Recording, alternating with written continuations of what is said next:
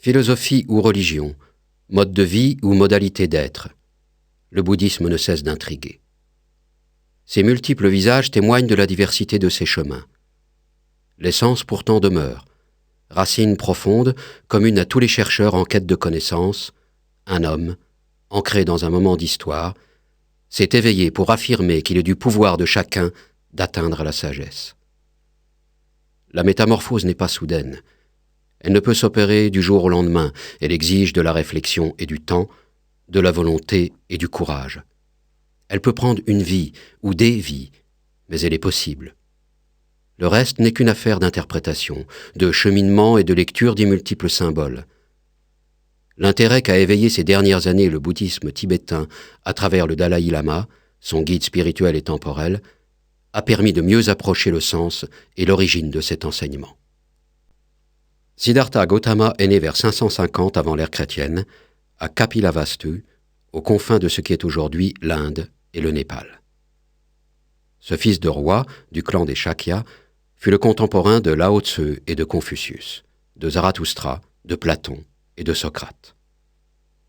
Lors d'une promenade avec son cocher, il croisa successivement un vieillard, un malade, un cadavre mené au bûcher et un ascète errant. Décidé à trouver le remède à ces inévitables maux de la vie humaine, le prince quitte palais, femme et enfants pour se consacrer à cette recherche devenue pour lui essentielle. Des années de privation et d'austérité se révèlent vaines, jusqu'à ce que l'explorateur brise enfin le mur de sa propre ignorance et trouve la clé de cette irrépressible quête durant une longue méditation sous le majestueux arbre sacré de Bodh Gaya. Désormais, à jamais lucide, le prince enseigne sans relâche les 4 nobles vérités de la souffrance, de son origine et de sa fin, et des moyens de s'en affranchir. Il suscite au cours de son errance monastique de multiples vocations, et ses disciples s'engagent à répandre la bonne loi. Devenu le Bouddha, seigneur de la connaissance et de la sagesse, l'homme s'éteint à Kushinagar à plus de 80 ans, vers l'an 478 avant l'ère chrétienne. Avant de s'éteindre, le Bouddha dit à ses disciples « Il n'existe dans tout l'univers, visible et invisible, qu'une seule et même puissance, sans commencement, sans fin, sans autre loi que la sienne, sans prédilection, sans haine. Elle tue et elle sauve, sans autre but que de réaliser le destin. La mort et la douleur sont les navettes de son métier. L'amour et la vie en sont ses fils. N'attendez rien des dieux impitoyables.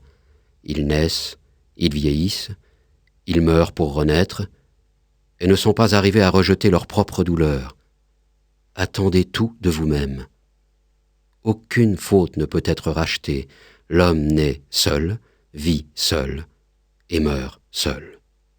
La doctrine du Bouddha à l'origine n'exigeait aucune autorité, aucun rite, ni aucune prière à des dieux sans pouvoir, aucune spéculation métaphysique, aucun surnaturel. Il fallait d'abord soigner l'homme malade, savoir d'où vient la souffrance et guérir la souffrance. C'est à partir des 4 nobles vérités prononcées lors du sermon de Bénarès que cette sagesse se propagea en Inde, en Chine, en Corée, au Japon, au Tibet et dans toute l'Asie du Sud-Est. Esprit et matière, espace et temps, haut et bas, toutes les paires de contraires sont susceptibles de 100 explications, interprétations et d'autant de variations qu'il y a de potentialités en germe dans l'esprit humain. Dans un monde en perpétuel devenir, où l'être humain a le privilège et le pouvoir de s'accomplir, l'espace devient comme un temps visible. L'essence des enseignements ne change pas, explique le Dalaï Lama. Où qu'ils soient suivis, ils sont applicables. Quand le bouddhisme est arrivé au Tibet, nul n'avait autorité quant à la manière de pratiquer ses rites. Aucune décision dogmatique n'a été prise, et avec le temps, une tradition unique s'est peu à peu façonnée dans sa singularité. Selon les pays, l'héritage culturel est distinct, et si l'essence demeure inchangée, la pratique du bouddhisme diffère d'une latitude à l'autre. Le Bouddha n'a-t-il pas dit « La vie n'est pas un problème à résoudre, c'est une réalité à expérimenter ». Le cœur de la doctrine bouddhiste, ou dharma, réside dans le sermon de Bénarès qui expose les 4 nobles vérités, la souffrance, la cause de la souffrance, la cessation de la souffrance, la voie conduisant à la cessation de la souffrance. Voici la noble vérité sur la souffrance. La naissance est souffrance, la vieillesse est souffrance, la maladie est souffrance, la mort est souffrance. Être uni à ce que l'on n'aime pas est souffrance. Être séparé de ce que l'on aime est souffrance. Ne pas réaliser ce que l'on désire est souffrance. En résumé, les 5 agrégats d'attachement sont souffrance. L'ermite et l'ascète, souvent errants, font partie de la tradition religieuse de l'Asie depuis la nuit des temps. Le bouddhisme tibétain ne fait pas exception. Les vastes étendues du haut plateau sont particulièrement propices à la réflexion solitaire si chère aux grands maîtres. Au-delà des enceintes monastiques, cabanes ou grottes étaient naguère aménagées afin de permettre aux aspirants de méditer dans la solitude. La retraite classique commune à tous les ordres est traditionnellement de 3 ans, 3 mois en solitaire et peut être pratiquée à plusieurs reprises dans la vie. Mais elle ne peut se faire sans l'assentiment ni la direction éclairée d'un maître. Elle avait cours dans tous les grands monastères du Tibet, et aujourd'hui elle se perpétue dans les centres d'études bouddhiques tibétaines qui ont essaimé à travers le monde depuis l'exil. Cette tradition formatrice, rigoureuse, trouve sa source dans la retraite annuelle qu'effectuaient les membres du Shanga du temps du Bouddha, lors des 3 mois de la saison des pluies, et qui est toujours coutumière dans les pays bouddhistes du sud-est asiatique. Trempé à l'épreuve d'une discipline rigoureuse, le méditant est censé avoir surmonté la majeure partie des obstacles de la vie courante, notamment les 3 poisons qui sont l'ignorance, la haine et la cupidité, et être ainsi à même de jouer un rôle bénéfique pour tous. Celui qui médite régulièrement cherche surtout à mieux harmoniser sa vie intérieure avec l'existence qu'il mène. La méditation est une participation pleine et consciente à une chaîne multiséculaire de transmission ininterrompue d'une sagesse essentielle. Dans les instructions anciennes sur la méditation, il est dit qu'au début, les pensées se précipitent les unes après les autres, sans interruption, comme une cascade dévalant la pente escarpée d'une montagne. À mesure que vous progressez dans la pratique de la méditation, les pensées deviennent semblables à un torrent coulant dans une gorge profonde et étroite, puis à un fleuve déroulant lentement ses méandres jusqu'à la mer. Enfin, l'esprit ressemble à un océan calme et serein que trouble seulement de temps à autre une ride ou une vague. Les pensées sont comme le vent, elles viennent puis s'en vont. Le secret n'est pas de penser aux pensées, mais de les laisser traverser votre esprit, tout en gardant celui-ci libre de tout commentaire mental. Écoutez-moi bien, c'est ainsi. Quand la pensée précédente est passée, et que la pensée future ne s'est pas encore élevée, n'y a-t-il pas là un intervalle? Eh bien, prolongez-le. C'est cela, la méditation. Dans le bouddhisme, les rites et les fêtes sont liés aux éléments et aux représentations artistiques sous toutes leurs formes. Dans la nature, l'architecture, la sculpture, les statues, les dessins, les objets, les vêtements, les instruments de musique. Leur valeur symbolique se manifeste dans chaque acte de la vie quotidienne. Ils signalent, explorent, aident à percevoir et rendent grâce à la toute-puissance du mantra sacré « Om Mani Padme Hum », ce qui signifie « Ô toi, le joyau dans la fleur de lotus ». La roue du temps est la manière tibétaine d'ancrer l'être humain dans ses dimensions matérielles, spirituelles et universelles. Elle est exécutée en sable coloré pour des initiations ou représentée sur des rouleaux de tissu brodés ou peints. Si l'on en croit Tenzin Gyatso, l'actuel Dalai Lama, 14e de la lignée, la symbolique de la roue du temps est étroitement liée à notre monde et à notre époque. Nous croyons fermement en son pouvoir de réduire les tensions, dit le Dalai Lama. Nous l'estimons apte à créer la paix de l'esprit, et par conséquent à favoriser la paix dans le monde. Un jour, dans les siècles à venir, le royaume de Shambhala pourrait fort bien réapparaître dans la réalité qui semble être la nôtre et contribuer à l'œuvre d'ensemble qu'il nous faut encore accomplir en ce monde.